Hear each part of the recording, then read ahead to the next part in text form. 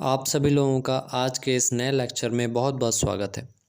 आज हम बात करेंगे फार्माकोलॉजी के चैप्टर फर्स्ट, जनरल फार्माकोलॉजी के दूसरे topic various routes of drug administration की।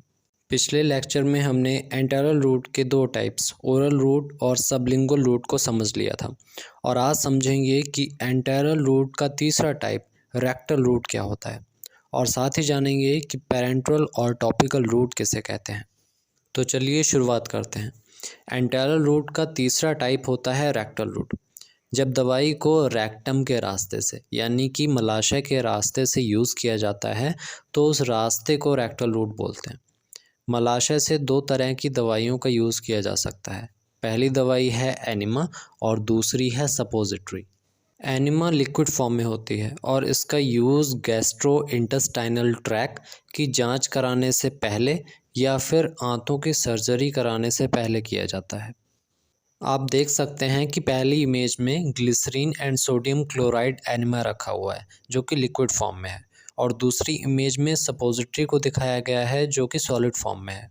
सपोजिटरी मलाशय के अंदर पहुंचकर मल को मुलायम बनाती है और उसे बाहर निकालने में सहायता करती है। अब जान लेते हैं कि रेक्टल रूट से दवाई देने के क्या क्या फ़ायदे हैं और क्या क्या नुकसान हैं। फ़ायदा ये है कि दवाई का फर्स्ट पास मेटाबॉलिज़्म कम होता है और नुकसान ये हैं कि मलाशय के अंदर ज़्यादातर दवाइयों का एब्जॉर्प्शन कम हो पाता है, इसलिए ज़्यादातर दवाइयाँ असरदार नहीं होती और बार बार इस रास्ते का यूज़ करने से मलाशय में सूजन आ सकती है। चलिए अब जानते हैं कि पैरेंटल रूट क्या होता है। पैरेंटल रूट का मतलब है दवाई को सिरिंज के द्वारा देना या फिर भाप के रूप में सांस के द्वारा देना। इसलिए पैरेंटल रूट को दो पार्ट्स में डिवाइड किया गया है। पहला है इंजेक्टेबल और दूसरा है इनहेलेबल। इंजेक्टेबल का मतलब है ऐसी दवाइयाँ जो सिरिंज के द्वारा दी जा सकती हैं। इंजेक्टेबल दवाइयों को 8 पार्ट्स में डिवाइड किया गया है। तो चलिए एक एक करके इन सभी को समझते हैं। पहला है इंट्रावेनस, यानी कि जब दवाई नस में दी जाती है तो उसे इंट्रावेनस बोलते हैं। दूसरा है इंट्रामस्कुलर, यानी कि मांसपेशियों में जब दवाई दी जाती है तो उसे इंट्रामस्कुलर बोलते हैं। तीसरा है इंट्राडर्मल, जब दवाई स्किन की दूसरी अंदरूनी परत जिसे डर्मिस बोलते हैं उसमें दी जाती है तो वो इंट्राडर्मल कहलाता है। इस इमेज में आपको स्किन की 3 लेयर दिखाई गई हैं। पहली परत को एपिडर्मिस बोलते हैं, दूसरी डर्मिस कहलाती है और डर्मिस के नीचे होती है सबक्यूटेनियस टिश्यू जिसे फैट भी कहा जाता है और इसके भी नीचे होती हैं मसल्स। चौथा है सबक्यूटेनियस, यानी कि दवाई डर्मिस और मसल्स के बीच वाले हिस्से में यानी कि सबक्यूटेनियस टिश्यू में दी जाती है। पांचवा है इंट्रा आर्टीरियल, जिसका मतलब है दवाई आर्टरीज़ में दी जाती है। छठा है इंट्राथीकल, दवाई स्पाइनल कैनाल या सब एरेक्नोइड स्पेस में दी जाती है। इस इमेज में आपको स्पाइनल कैनाल और सब एरेक्नोइड स्पेस के बारे में बताया गया है। हमारी रीढ़ की हड्डी के बीच में थोड़ी सी खाली जगह होती है और इसी खाली जगह को स्पाइनल कैनाल बोलते हैं। इसे स्पाइनल कैनाल इसलिए बोलते हैं क्योंकि इसी जगह हमारी स्पाइनल कॉर्ड मौजूद होती है। सब एरेक्नोइड स्पेस का मतलब है स्पाइनल कॉर्ड और रीढ़ की हड्डी के बीच की जगह। सातवां है इंट्रामेडुलरी, इसका मतलब है दवाई बोन मैरो में दी जाती है। बोन मैरो हमारी हड्डी का सबसे अंदरूनी हिस्सा होता है। आठवां और लास्ट है इंट्रा आर्टिकुलर, दवाई हड्डी के जोड़ों के बीच में दी जाती है। जैसा कि इमेज में दिखाया जा रहा है, जो हमारे घुटने का जोड़ है उसके बीच में सिरिंज के द्वारा दवाई दी जा रही है, इसी को इंट्रा आर्टिकुलर कहते हैं।